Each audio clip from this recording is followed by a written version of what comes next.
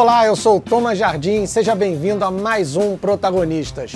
Hoje eu vou conversar com uma figura multimídia, ator, jornalista, dançarino, 2 medalhas olímpicas, o homem mais rápido da história do esporte brasileiro, Mister da Silva, grande Robson Caetano. Prazer conversar com você. Como é que tá, Thomas? Tudo bem? Tudo muito bem. Robson, o que é ser um protagonista? Ser um protagonista é, de vez em quando, confundir a cabeça das pessoas, né? Porque as pessoas conhecem uma figura, mas não conhecem a essência dessa figura. E muitas das vezes confunde a cabeça das pessoas, porque ser uma pessoa conhecida, ser uma pessoa que está no centro das atenções por tanto tempo, e olha que eu já me aposentei, já tem quase 20 anos, e eu continuo produzindo bons conteúdos para que as pessoas me conheçam um pouco mais e conheçam um pouco mais do universo que eu frequento, que é da comunicação, que é do esporte, enfim, das artes, da cultura. Então isso para mim é muito legal.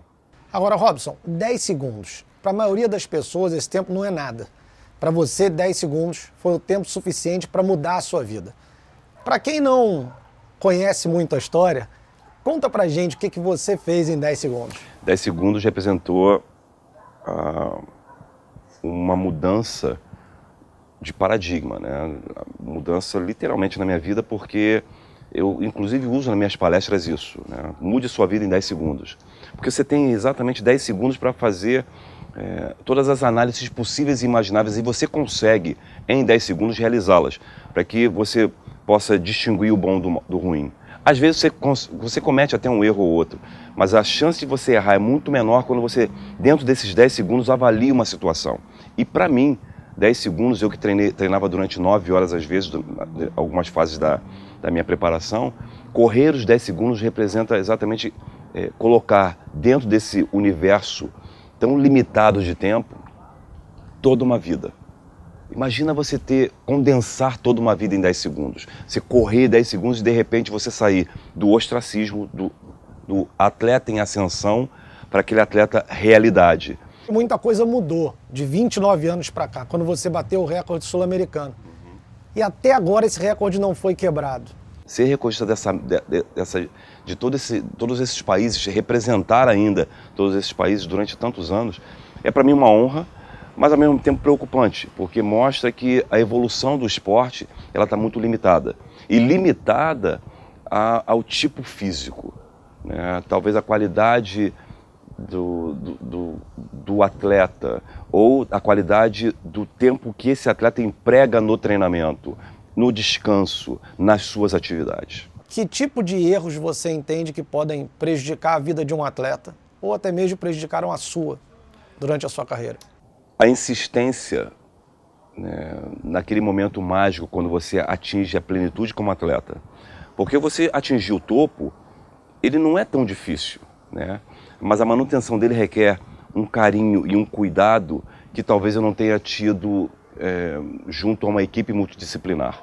Eu não tive isso para que eu pudesse, quando atingir a minha melhor performance, minhas melhores performances, 1988, 1989, eu deveria ter investido mais nesse aspecto e ter me retirado de cena em 1990, porque aí eu estava vivendo assim, aquele momento de plenitude, era o descanso, e em 91 retomar. Então talvez tenha faltado descanso. Então, faltou ansiedade descanso. De repente, Robson, querer treinar. Eu acho que a ânsia por melhores resultados. Eu estava muito na sede de bater mais recordes, de conquistar mais medalhas, de ir em cima de novos desafios. E um dos desafios claros que eu tinha era bater o time americano na Olimpíada de Barcelona. Eu queria vencer dos caras, mas era uma vitória muito pessoal, porque eu precisava mostrar isso, porque na Olimpíada de 88 eu fui vencido pelos caras na final do 200 metros, então eu queria mostrar isso, eu queria provar isso para mim. E essa ânsia, essa vontade, esse desejo de querer demais, buscar resultados, me levou a uma leve contusão. Começou com uma leve contusão na cabeça do reto femoral, começou com uma coceirinha, uma coisa muito leve, incômoda, e que acabou se tomando uma proporção muito maior. Você é um colecionador de títulos. Bicampeão pan-americano, um tricampeonato em Copas do Mundo, 18 vezes campeão sul-americano, 2 medalhas olímpicas. Mas em uma entrevista, e eu lembrei disso porque você falou em 92 agora, você falou que o momento inesquecível da sua carreira foi uma derrota. Exatamente. Em 92 em Barcelona. Por quê? Porque eu me preparei muito para essa Olimpíada, né? E ter passado por todo um processo de lesão, que era uma lesão simples de tratar, eu acabei insistindo no treinamento, acabou transformando num overtraining, acabou atrapalhando toda a preparação para chegar bem nessa Olimpíada. Eu até cheguei que eu diria em condições de vencer os Jogos Olímpicos. Mentalmente, psicologicamente falando, eu estava pronto para isso. Mas fisicamente eu me tornei limitado. E eu lembro que quando eu cruzei a linha de chegada e que eu em 60 metros de provas, pegar a prova, entrei na reta na frente, com todo mundo. E em 60 metros eu deixei de ser ouro, prata e bronze. Eu fiquei em 4º lugar. Eu lembro que eu sentei na beira da pista assim e eu chorava feito criança. Porque, claro, primeiro você fala, pô, não é justo, cara. Não é justo. Eu treinei muito, eu me dediquei demais.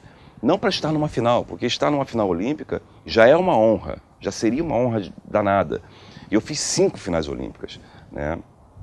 E isso me frustrou muito, me deixou muito triste e magoado. Então essa é uma lembrança muito clara que eu tenho de uma final olímpica e de um atleta em processo de crescimento ainda e que, por ansiedade ou por querer demais, acabou sendo atrapalhado porque deixou de realizar um procedimento que seria o mais simples, o descanso. A gente já vai voltar em outras finais olímpicas. Vamos agora para onde tudo começou. Um campo de futebol, Baixada Fluminense. De repente uma pessoa chamada Sônia Rissetti te convida para conhecer o atletismo. Como é que foi sua infância, cara? Como é que começou essa história? Cara, a minha infância ela foi uma infância... Eu nasci na comunidade da Maré, na Nova Holanda. E claro que eu saí de lá muito cedo e fui morar com uma bisavó dentro do Instituto Oswaldo Cruz, na Fundação Fiocruz. Morei ali dentro. Então eu acabei ficando blindado de muita coisa ruim que acontecia no mundo externo, fora daquele instituto. Mas quando eu fui jogar futebol, quando eu fui morar com a minha mãe, né, e que a gente, depois de se mudar tanto, acabou encontrando uma moradia bacana na Fazenda Botafogo, jogando futebol num daqueles campos de futebol dos vários que existiam por lá. Você era bom de bola, não? Olha, eu tinha o sonho de ser jogador de futebol. Eu até tinha lá uma certa habilidade. Não era um craque, nada disso. Mas eu tinha o meu tempo de reação, o meu tempo de raciocínio era muito bom. Muita gente fala assim, pô, você é grandão feito Sócrates, cara. Você, pô, é meio pirulitão assim que nem ele e tal. E isso me inspirava. Então eu queria muito ser jogador de futebol. Só que desse tempo de reação meu, de ir atrás de uma bola, uma técnica de atletismo acabou me convidando para participar de um treinamento no Botafogo. E eu liguei logo uma coisa na outra. Falei, pô, Botafogo, de repente eu vou lá treinar. Tal. Aí um técnico me vê correndo e fala, pô, vou levar esse pretinho para lá e tal. E através da Sandra, que me convidou, literalmente, eu fui para o Botafogo. E eu lembro que, chegando na Avenida Brasil, ao invés de eu atravessar a passarela para ir em direção a Botafogo, que era onde acontecia o treinamento dos atletas de atletismo, eu fiquei parado na direção Marechal Hermes, né? Aí o pessoal, não, Robson, vamos atravessar. Eu falei, como assim, a gente não vai para Marechal? Não, porque o time treinava em Marechal. Não, a gente vai para Botafogo. E aí eu acabei indo para debaixo da piscina do Botafogo de futebol e regatas, onde tudo começou com a Sônia Rissetti. Você começou no salto, não? Comecei fazendo salto triplo, porque o João Carlos de Oliveira era o grande baluarte, né, do atletismo naquela época. E nesse tempo se buscava já um substituto. E a Sônia Rissetti achou que que eu tinha condições de me tornar um saltador de triplo, distância, e corresse aí uma prova de velocidade de vez em quando. Só que as coisas acabaram se invertendo, eu acabei me tornando um velocista e que de vez em quando fazia uma prova de saltos. E foi uma felicidade muito grande. Ser velocista, né, estar numa prova mais desafiadora, apesar de você ficar mais tempo na pista como saltador do que correndo 10 segundos, você é mais visto, tem mais tempo de exposição. Ser velocista para mim foi uma honra, foi e se tornou algo que mostrou para as futuras gerações que o atletismo não vive só dos saltos, ele vive também da velocidade, ele vive dos arremessos. Então ele vai migrando, de épocas em épocas ele vai migrando. Nós tivemos uma fase muito áurea do salto com vara, estamos tendo ainda com o Thiaguinho. Nós temos ainda uma fase dos arremessos que estão chegando, estão se apresentando muito bem. A fase da velocidade ela está deixando um pouco a desejar, muito por conta do resultado individual. Aí você decidiu correr, enfim, você virou corredor, e ainda bem que virou corredor. Foram 4 Olimpíadas, 5 finais olímpicas, sendo que uma delas, em 1988, é aquela que é considerada a maior final de 100 metros da história. Estavam Ben Johnson, Carl Lewis, Calvin Smith, Ray Stewart, Dennis Mitchell, Linda Christie e Desai Williams e Mister da Silva. Exatamente. Me fala, as horas antes da prova, a prova, como é que foi? Se ela não foi a maior, ela com certeza foi a mais polêmica, né? Muito por conta...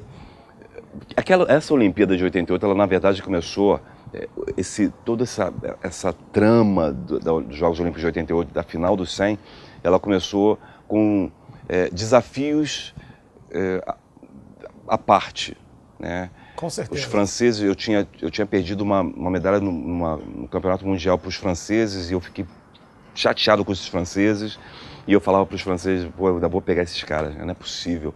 E aí o Lewis com o Ben Johnson, assim, enfim, virou uma miscelânea. E eu lembro que em 1987 nós tivemos o Campeonato Mundial em Roma, e já começou ali um zum entre Lewis e Ben Johnson. A chapa já estava quente ali. Ali ficou muito quente. Em 1987, em Roma. Em 1988, o ano foi passando e as provocações foram aumentando, até que o Ben Johnson deu a seguinte declaração: eu não vou perder a medalha por um homossexual. E o Lewis rebateu dizendo: eu não vou perder uma medalha por um drogado. E aí o Ben Johnson retirou, pediu...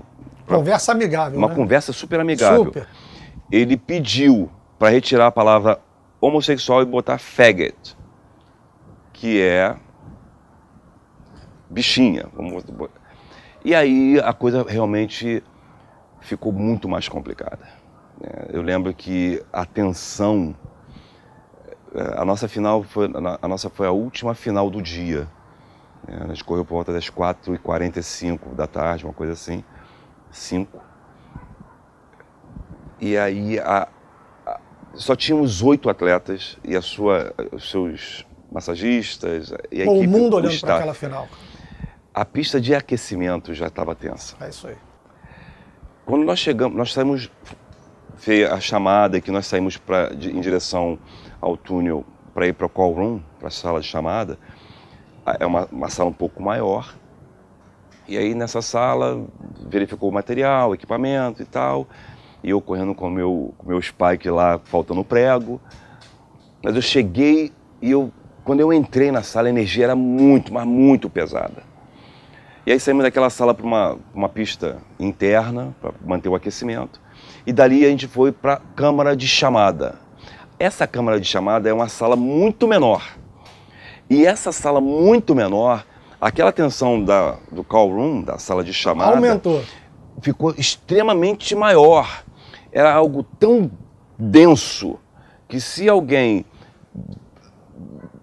fizesse um movimento muito mais rápido com o braço, você conseguia ver um corte no ar por conta disso.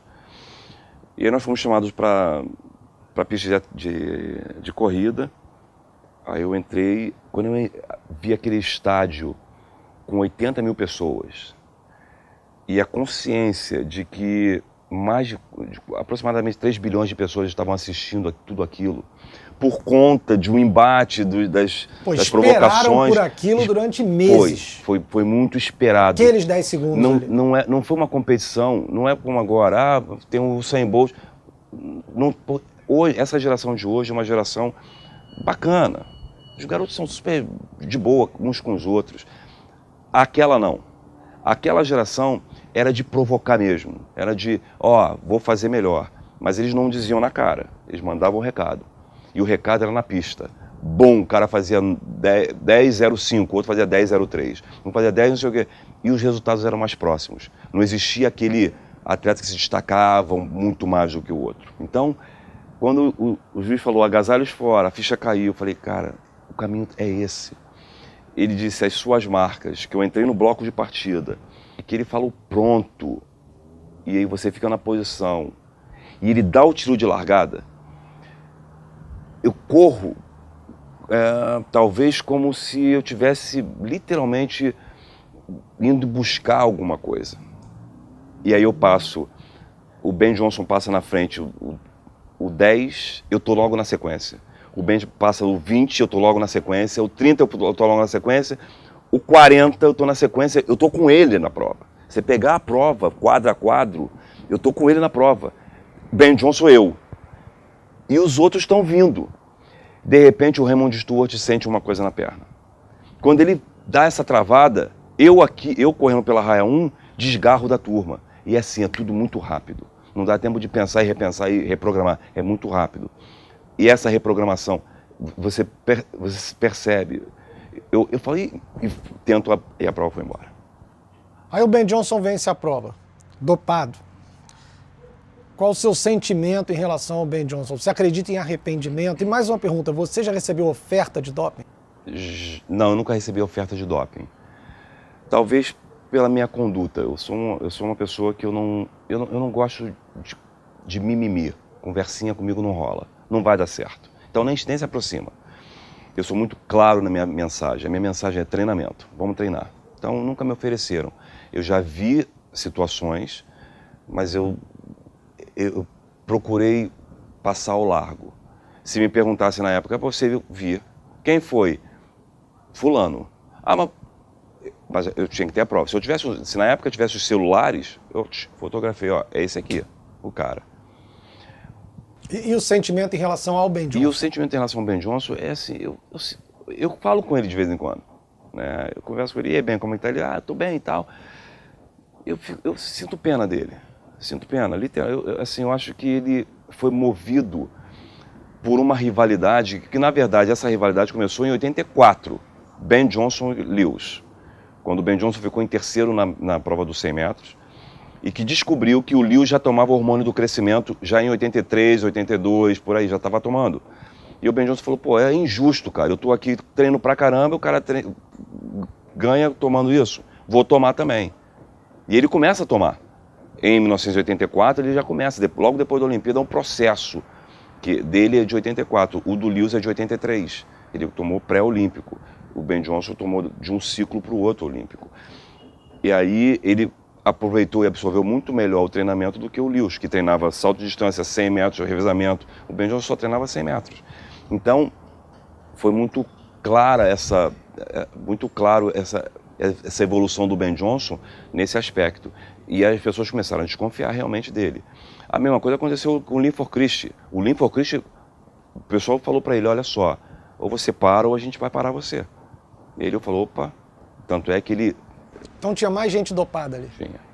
Tinha.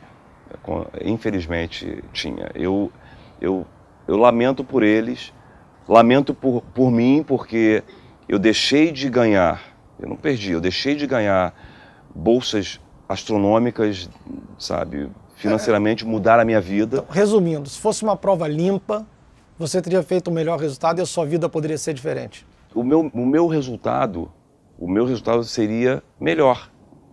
Não que eu fizesse melhores resultados, mas o meu resultado seria o suficiente para chegar na prata no 100 e para ganhar e conquistar a medalha de ouro no 200 metros. Simples assim.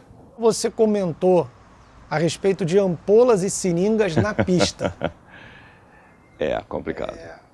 1988 foi um ano, assim, de muita libertinagem, cara. Assim, a década de 1980, 70, 80, os atletas que treinavam, tanto é que existiu até uma corrente, assim, uma turma que estava pensando em fazer a Olimpíada dos dopados e a Olimpíada dos limpos. Existia essa corrente fortíssima. E eu falava, meu Deus do céu, gente, será que a gente vai chegar nisso? E aí o doping começou a ser levado muito mais a sério. Mas eu cheguei a ver em pistas de treinamento ampolas e seringas. E companheiros meus também viram, Nelson Rocha dos Santos,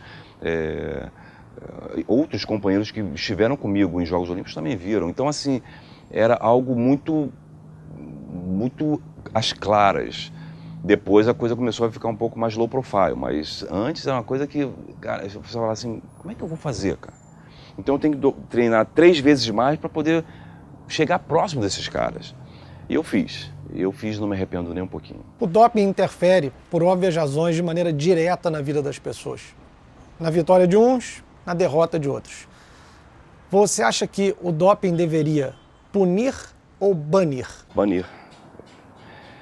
Eu não sou a favor de segunda chance só na relação, cara, no amor. Aí vale. Na contravenção, no errado, a segunda chance, ela permite a pessoa, dá chance à pessoa de cometer o mesmo erro e, de repente, com proporções muito mais devastadoras. O Ben Johnson deram uma segunda chance para ele, ele foi pego de novo no doping e aí foi banido. Precisava isso? Não, é o seguinte, foi pego a primeira vez, depois de analisado todos os casos, vendo com carinho e colocando todos os prós e os contras na situação, eu sou a favor de banir. Um ano depois de Seul, você estava em Bruxelas para uma prova de 200 metros. Mais uma vez ao seu lado, Carl Lewis. E essa seria uma das poucas derrotas do astro americano. E essa derrota tem um nome, Mister da Silva.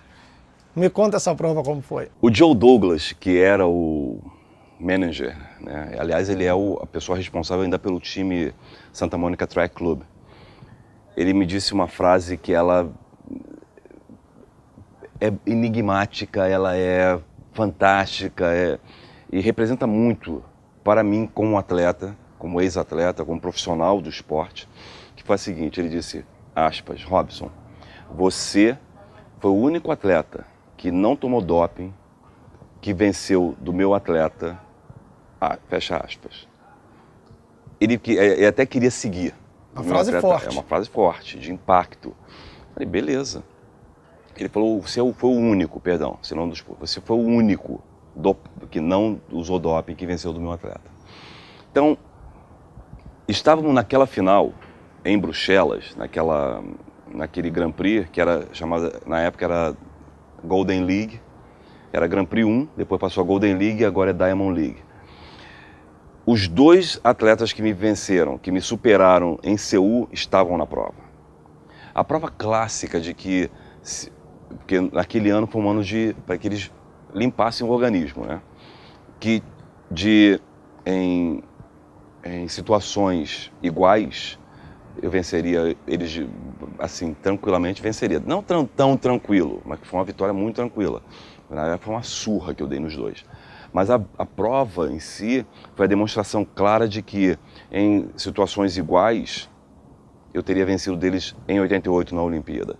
Mas, infelizmente, o doping acabou transformando, quer dizer, dando um rumo diferente à final dos 200 metros. E para mim a vitória foi tão importante quanto a medalha olímpica, porque foi em Bruxelas, numa pista que tem uma das 4 grandes provas do atletismo mundial, que são Berlim, Bruxelas, Zurique e Londres. Essas 4 eu diria que elas são o esqueleto, a espinha dorsal. Zurique, isso, e Londres, são a espinha dorsal do que hoje é chamado de Diamond League, o que era Golden League na minha época, e vencer ali, e eu não venci só ali, eu venci Berlim, Bruxelas, Eu venci todas as provas. Inclusive em Mônaco, eu fiquei em segundo, nesse ano de 89, fiquei em segundo numa prova que foi em Monte Carlo, quando eu perdi para um atleta francês. Foi quase que um pedido. Eu falei assim, Robson, pô, deixa o cara vencer, porque a gente, eu falei, aí fizemos uma prova mais apertada e eu acabei ficando em segundo. Diga uma coisa, Carl Lewis ou Bolt? Quem é melhor? Definitivamente o Bolt é melhor na prova dos 100 metros. Né? E no 200 metros também, tá? Nas provas de velocidade. E existe uma diferença muito grande entre um e o outro. O Bolt, ele é um especialista em velocidade. O Lewis não. O Lewis era um saltador que fazia provas de velocidade, que foi como eu comecei no esporte. Eu era um atleta de saltos que acabou me tornei velocista. O Bolt não, ele é exclusivamente atleta de velocidade. 2 bronzes olímpicos. O que faltou para o ouro? Faltou essa paciência, faltou inteligência emocional para segurar, quando eu segurar mesmo, falar assim, ó, não é mais, agora não é momento de treinar, vai descansar, vai pro Havaí. Eu já morava na Califórnia, passei ali um tempo, já morava ali e falou, tá faltando só, sabe o que, vai pra Califórnia, vai pegar onda, sei lá, vai se divertir. E eu não fiz isso, eu insisti no treinamento e isso acabou atrapalhando para chegar no ouro. Você, bom, se juntar atleta, comentarista, já são 8 Olimpíadas, não é isso ou estou enganado? São 9 Olimpíadas, eu comecei... Já participou de 9? Já passei diretamente? 9, diretamente, em loco, 9 Jogos Olímpicos. Sendo que as 5 últimas Olimpíadas eu assisti a todo o programa olímpico. Né? Primeiro dia, com a prova do decátulo, abrindo os serviços, indo até a última prova do calendário olímpico, que é a prova da maratona masculina. Não é só o fato de você ser um grande ídolo. Você conhece os outros ídolos também. Uhum. Eu quero saber de você, o Brasil respeita seus ídolos? O brasileiro tem um carinho muito grande pelos ídolos, mas pelos ídolos que são cultuados por essa maquininha, essa maquininha, essa maquininha. Nós precisamos apresentar nossos serviços com um pouco mais de regularidade. Estar em evidência se torna fundamental e necessário. Não por uma questão de se tornar uma celebridade, não é isso. É para perpetuar uma cultura do esporte, dar às crianças uma referência positiva. Eu não posso concordar com um país tão maravilhoso como esse, com jovens, crianças tão habilidosas que acabam se convertendo para o mal porque tem como ídolos, tem como referência um camarada que usa um revólver maior do que ele, ou um camarada que comete falcatrua na política, ou um camarada que é o malandro. Eu não consigo conceber isso. Um país tão maravilhoso, sabe? Você ter estados que são, sabe, lindos nas suas essências, com paisagens maravilhosas, com histórias lindas, e que muitas das vezes as crianças não conhecem essas histórias. Por quê? Elas não conseguem ir para as escolas porque as escolas estão interditadas por conta do tiroteio, por conta de um problema de violência. Como é que num país como esse a gente vai ter atleta sendo valorizado? É difícil. Aí você tem as exceções, né? Alguns que ainda são exceções porque ainda se perpetuam por conta desses equipamentos que jogam e promovem as pessoas o poder de conhecer um pouco mais da vida desse atleta, da vida desse profissional de comunicação, da vida dessa pessoa que dedicou 23 anos da vida a um esporte. Durante tanto tempo ficou envolvido com as questões do esporte dentro da pista e depois fora da pista no bastidor, que eu tive que aprender também isso, né? A sair do spotlight, daquele ponto de luz, e tá no entorno, tá ali como satélite, literalmente circundando aqueles que hoje fazem parte do grande momento do esporte. E nós temos bons velocistas, atletas que podem surpreender a muita gente. É claro que cria-se uma expectativa dos 100 metros, cria-se a expectativa do 200 metros, do salto, então, todas as provas.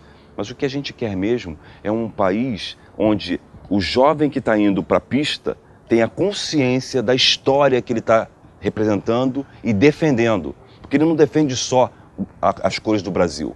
Ele defende uma história que foi criada do José Teles da Conceição, que foi a nossa primeira medalha olímpica, do Nelson Prudêncio, do Ademar Ferreira da Silva, do João do Pulo, do Arnaldo de Oliveira, do Edson Luciano, Abselvo Rodrigues, enfim, de uma geração que passou antes deles e que fizeram por merecer.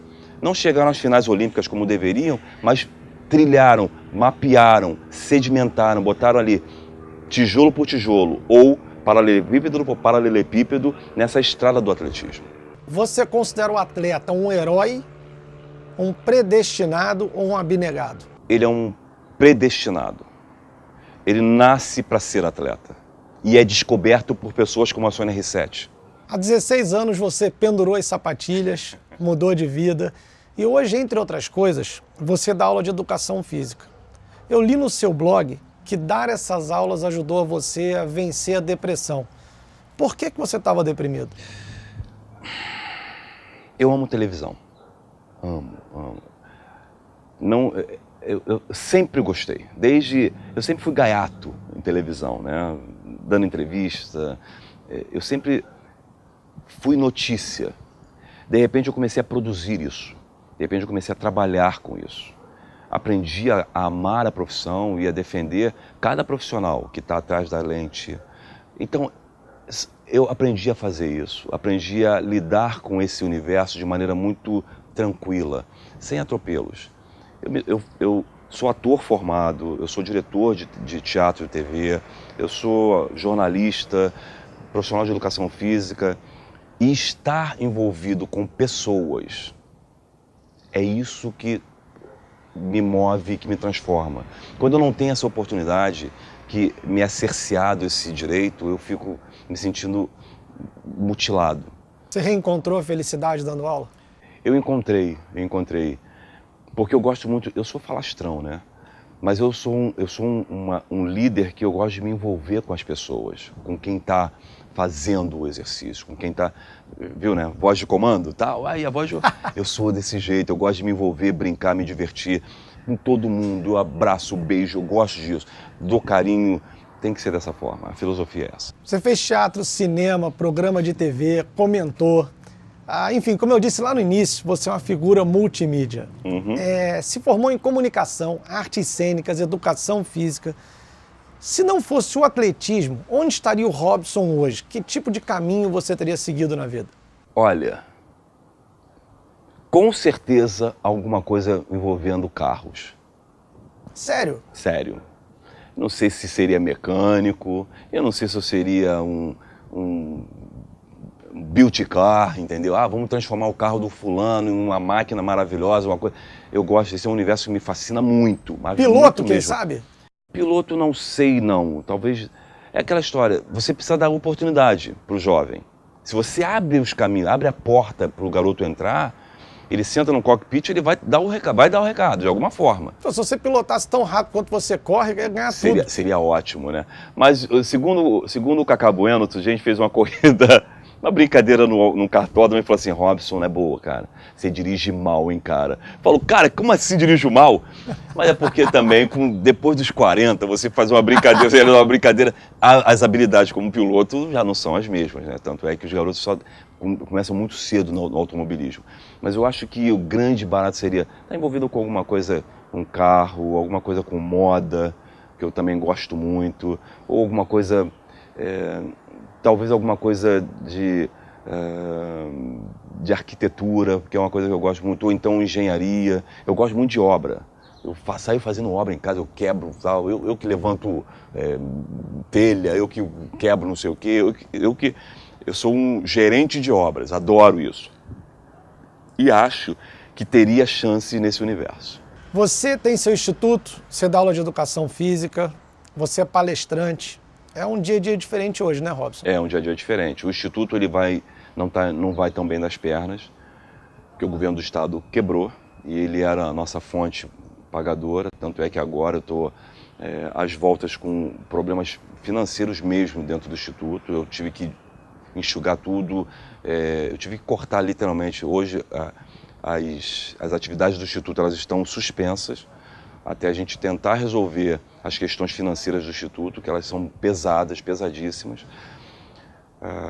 Está envolvido com essa parte de dar aulas para pessoas sedentárias, para pessoas que viviam o ócio e começaram a se motivar a estar dentro de uma atividade física, se tornou algo muito importante. E essas turmas que a gente está lançando, elas estão fazendo uma diferença danada na minha vida e na vida deles também. Para encerrar, eu gostaria de te pedir um autógrafo.